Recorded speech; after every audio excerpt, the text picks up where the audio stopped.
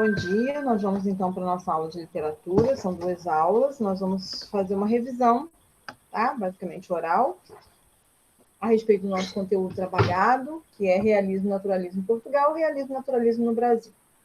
Basicamente, o que eu vou cobrar na prova é a questão do realismo e naturalismo no Brasil, tá? Características, né? Autores, obras, basicamente mais características, tá? E o que mais? Vocês têm até a sexta-feira para estar entregando as atividades. Eu pedi aí uma resenha crítica. Antes de falar da resenha crítica, que vai ser essa primeira aula, eu vou lembrá-los que vocês vão apresentar um projeto na quinta-feira, né? Às 20 horas. Ontem nós começamos as apresentações. Está sendo bem legal. Participação dos alunos, tá? Estão realizando, mostrando, né, como é que eles estão passando por esse momento de pandemia, mas sem deixar o conhecimento de lado, enriquecimento, né, o processo, dando continuidade ao processo de ensino-aprendizagem, qual é a postura, o que tem que ser feito nesse momento. Está sendo bem legal. Então, na quinta-feira, aguardo vocês aí na sala que nós vamos criar aí, tá? O plural. Então, vamos comentar aqui a respeito da resenha crítica. Bom, gente, semana passada, acho que foi semana passada, retrasado, não é? Eu enviei para vocês, acho que foi semana passada, um vídeo, né, sobre resenha crítica que eu gravei, explicando como é que é ser feita essa resenha crítica. Então, vamos falar da resenha crítica, depois eu falo do resumo do livro, depois, no outro horário, eu falo das características do realismo e naturalismo. A resenha crítica, o objetivo dela é atrair o leitor a comprar aquele livro, é atrair a pessoa a assistir aquele filme, a assistir uma peça, teatro, né? É atrair a pessoa para fazer a leitura daquela obra ou assistir a algum espetáculo, algum filme. Então, o que a gente retrata nessa resenha crítica? Eu falo da obra como um todo, mas abordo as características dos personagens, os personagens principais, coloco onde foi realizado, né? Onde foi realizado a história, que local se passa, se teve trilha sonora, se o ambiente, né, que foi retratado, meu ponto de vista, né, a respeito. Sempre o meu texto é dividido com introdução, desenvolvimento e conclusão. E na conclusão eu não conto, gente, o final da aula, tá? Eu não conto o final da aula, o final da história. Eu não conto o final da história. Viajei, né? Por quê? Porque esse final da história, vocês vão instigar a pessoa a comprar aquele livro, a ler aquele livro, a assistir aquele filme. Se você contar, fica sem graça. Muitas das vezes a pessoa perde o encanto, achando que iria acontecer um final de outra forma e não é nada disso. Não perde o encanto por aquilo. Então, no final, na conclusão, a gente deixa uma reflexão e fica a critério do leitor tirar suas conclusões ali e criar o final, né? Instigar, o objetivo é instigar a pessoa a ler essa obra aí. Então, eu coloco o meu ponto de vista também, fazendo críticas positivas e negativas a respeito do livro, tá? Isso aí é uma resenha crítica. E o nosso livro, né, trabalhado no bimestre, vocês podem olhar o livro, vocês podem olhar resumos na internet, vocês podem baixar o livro na internet, caso consigam encontrar. Vocês podem... O que mais, gente? Vocês podem fazer? Ler resenhas prontas para ter noção de como é feita uma resenha e não copiar a resenha pronta, tá? Então, o que a gente pode falar desse cortiço? Esse cortiço, ele é um livro que pode ser inserido no naturalismo, né, dentro das características do naturalismo, porque ele fala de classe social mais baixa, né? Fala do homem fruto do meio em que vive. Então, vamos lá. Ele é uma principal obra do naturalismo, né? O cenário dele é uma habitação coletiva, tá? É um ambiente coletivo, que é o cortiço, e depois, né, tem obra naquele cortiço, que difunde as teses do naturalismo, que fala a respeito das características do naturalismo, explica o comportamento das personagens, com base na influência, que é o comportamento da personagem influenciado pelo meio em que vive, pela raça, pelo momento histórico. Ele é a saga de João Romão, né? Rumo ao enriquecimento, né? Ganancioso. Ele, para acumular capital, explora a empregada, que se utiliza até do furto para conseguir atingir seus objetivos. João Romão, ele é dono do cortiço, da taberna e da pedreira.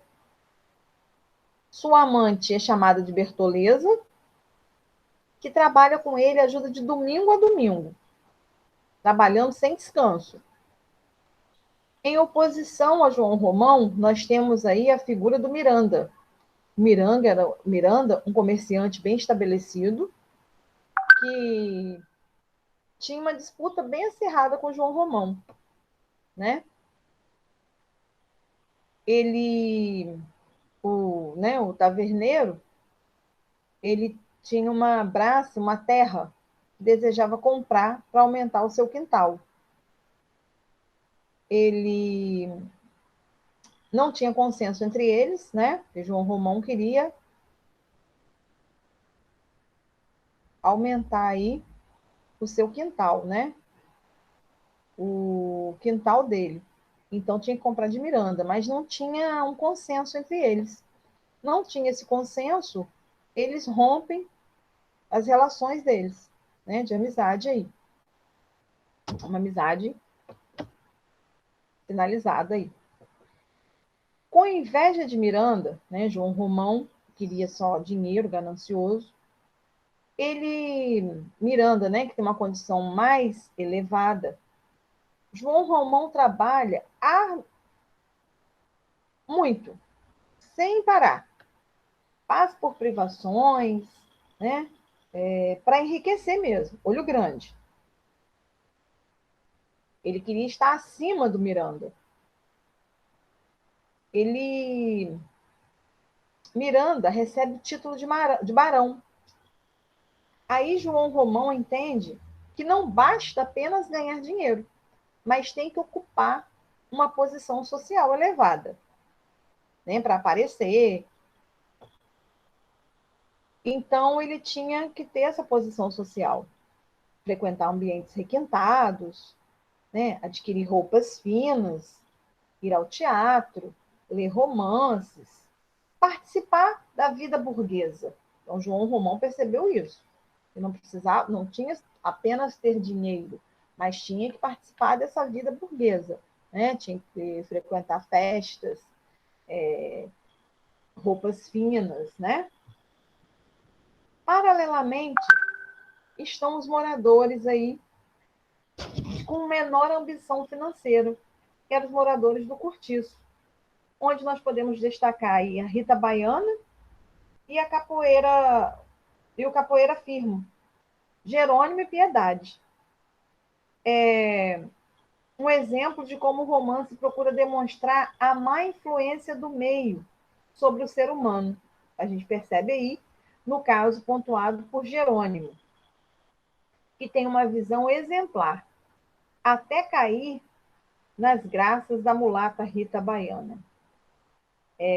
Uma transformação do português trabalhador, né? Jerônimo se transforma e muda todos os seus hábitos.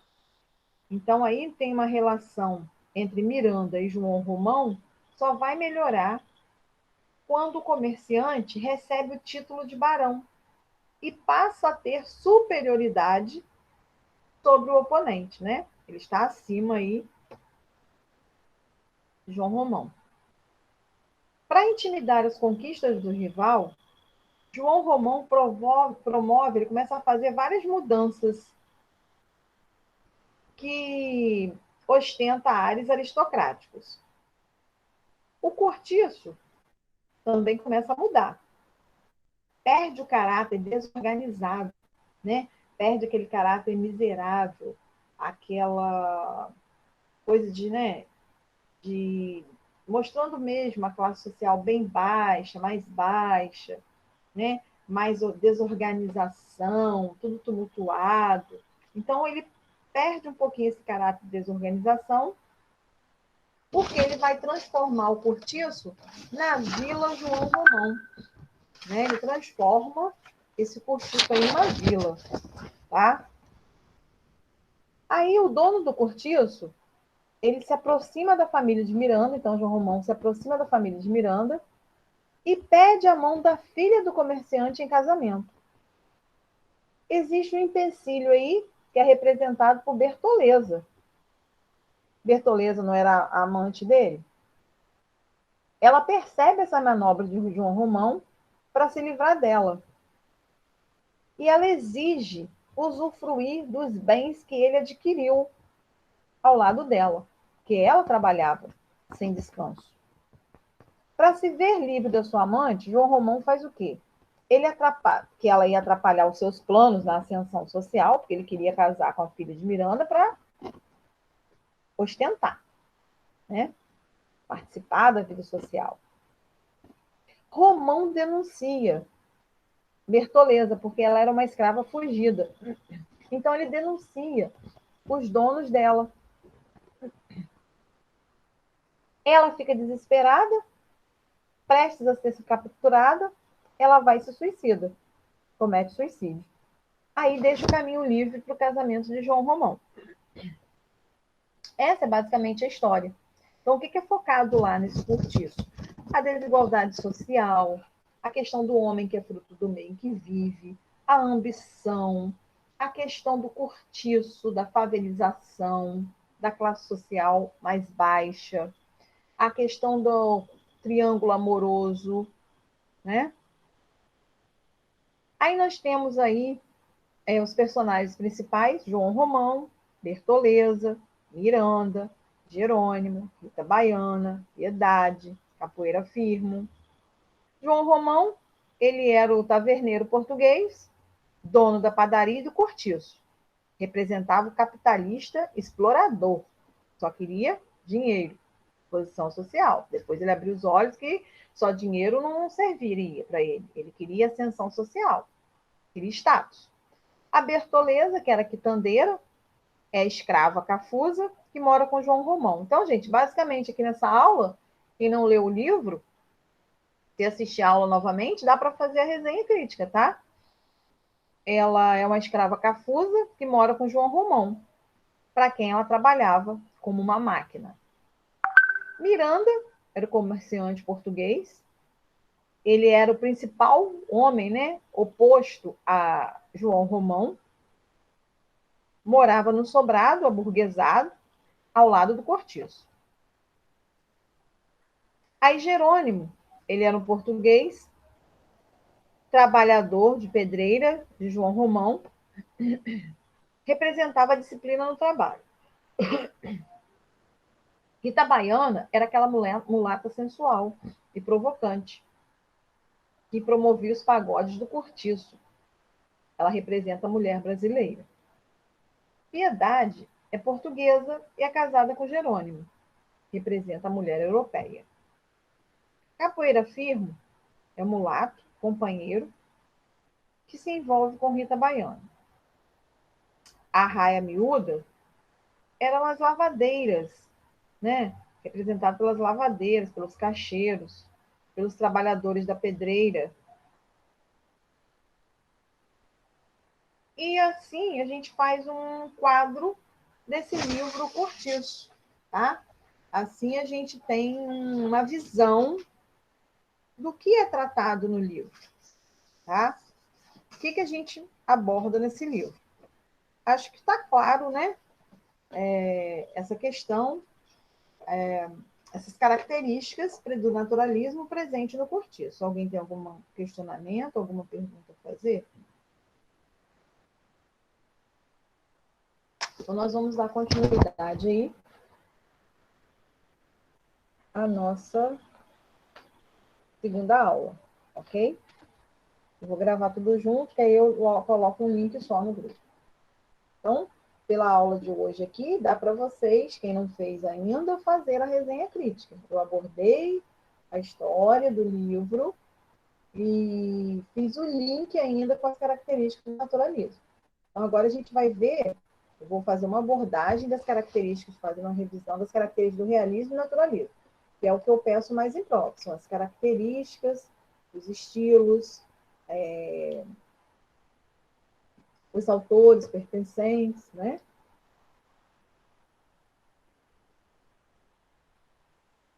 Professora, Hum, na conclusão da resenha crítica, hum. pode falar sobre algumas partes é, da história? O final, Pode, algumas partes do final. pode. É bom, pode. É bom você não falar o que vai acontecer no finalzinho do livro, né? Desvendar todos os mistérios. Porque a nossa intenção ali na resenha crítica é o quê? É você chamar a pessoa para ler o livro, instigar aquela pessoa para ter curiosidade do livro. Entendeu? Então, para a gente ter curiosidade, você não vai deixar claro o que aconteceu no final. Tá? Mas não quer dizer que esteja errado. Se você quiser colocar sem problemas. É uma sugestão para instigar a pessoa. Tudo bem? Você quer entender, Tony? Entendi. Vamos nós. Seguindo aí, então vamos abordar agora as características do realismo e do naturalismo. Então, o realismo surgiu no século XIX, 1881. A obra marco inicial dele foi Memórias Póstumas de Brás Cubas, de Machado de Assis. E que características relevantes a gente pode destacar aí? Começamos aqui a maior observação do real, da realidade, do dia a dia, do cotidiano. O racionalismo, passamos a usar a razão ao invés né, da emoção que era utilizada no romantismo. A gente percebe no livro de vocês traz a questão a oposição do realismo ao romantismo. A objetividade, né? Ele é objetivo, claro, vai direto ao ponto. Preocupa-se com o presente, com o hoje.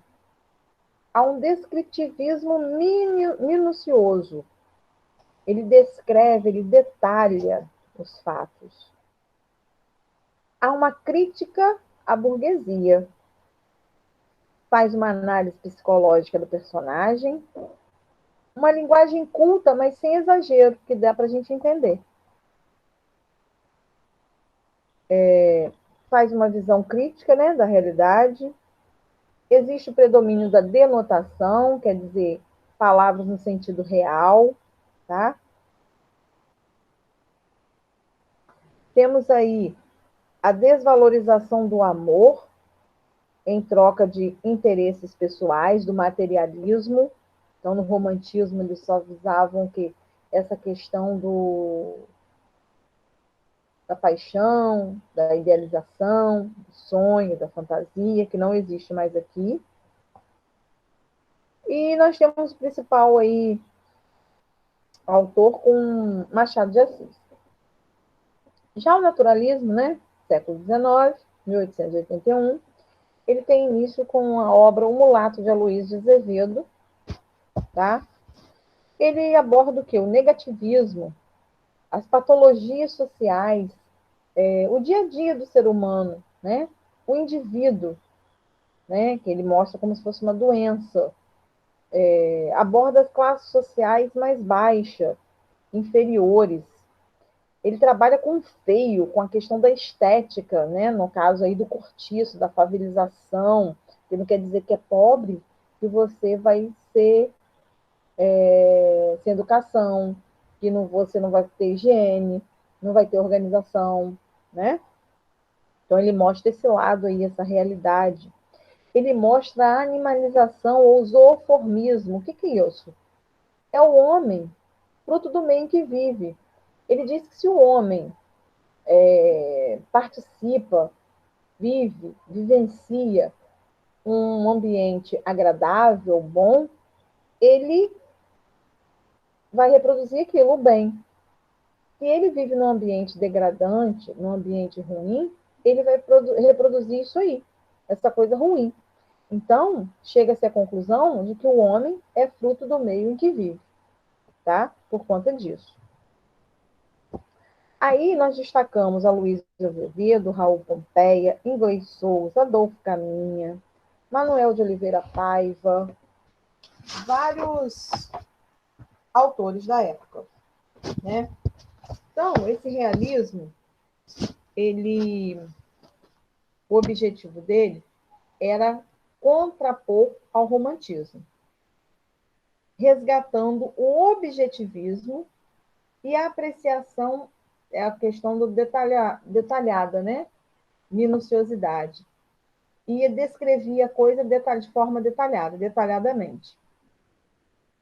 Ele aponta falha, mas propõe mudanças no comportamento do ser humano e da sociedade, que substitui esses heróis por pessoas, né? Substitui os heróis românticos por pessoas limitadas, pessoas comuns, pessoas do dia a dia.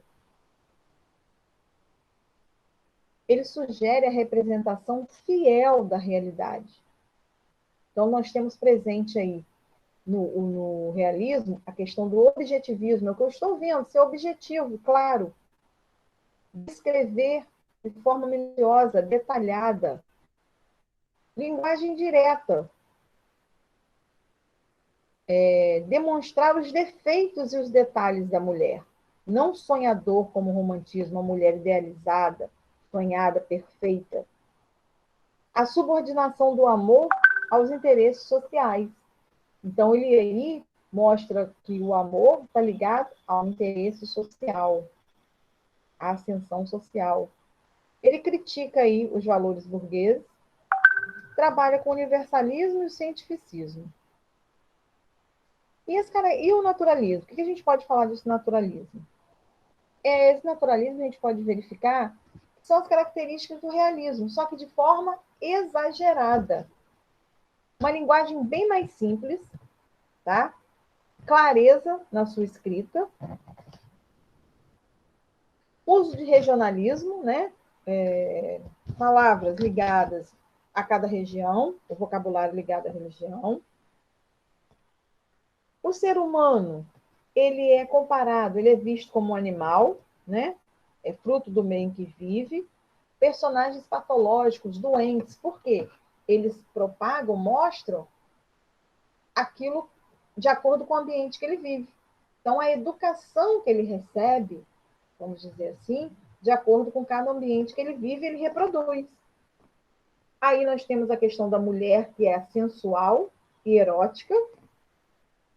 Então, nós temos o sensualismo e o erotismo, o determinismo e o engajamento social, porque eles falam o quê? Eles falam da questão da sociedade, né? Do dia a dia. Descreve esse naturalismo. É um movimento literário que tinha influência nas artes plásticas e no teatro. Tá? Lá no livro, nós temos, no capítulo 1, nós temos as características lá na página 5, características do realismo, inclusive nós marcamos esse capítulo 1. Na página 6, nós já temos esse quadro que eu falei com vocês, das características divergentes do realismo se contrapondo ao romantismo. Na página 7, nós temos também as diferenças, alguns pontos que divergem do realismo e do próprio naturalismo. Tá? Aí ele fala, né, dos autores, e nós marcamos as características também desses autores, tá? Nas nossas aulas online, né? Falando das características deles. E interessante aí que a gente vê nesse quadro, página 6, o realismo se contrapondo ao romantismo nitidamente, onde no romantismo ele pregava o subjetivismo, o eu poético. No realismo, ele já prega o objetivismo, o que ele está vendo, e não o que ele sonha, o que ele fantasia, o que ele pensa. No romantismo, ele falava a respeito do sentimentalismo, da emoção. E já no realismo, nós falamos o quê? Nós temos o racionalismo, utilizamos a razão. Utilizamos a razão. Os personagens da, do naturalismo, do romantismo, eles eram idealizados, eles eram sonhados, eles eram planejados pelos poetas, né? E o do realismo é um personagem próximo da nossa realidade, do dia a dia, um homem comum. No romantismo, ele valorizava o passado. Já no realismo, ele vê o presente, o dia a dia, a nossa vida. No romantismo, o tema, qual era o tema abordado nas obras? Idealização, né? Sonhos, fantasias, dramas amorosos. Já no realismo, ele fala do universo, do dia a dia, do cotidiano do ser humano, da vida simples. No romantismo, valorizava-se a burguesia. No realismo, eles fazem crítica a essa burguesia.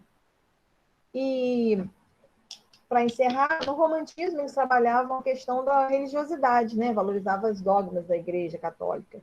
Já no realismo, ele faz crítica a essa Igreja Católica, porque eles começam a valorizar a ciência, o cientificismo.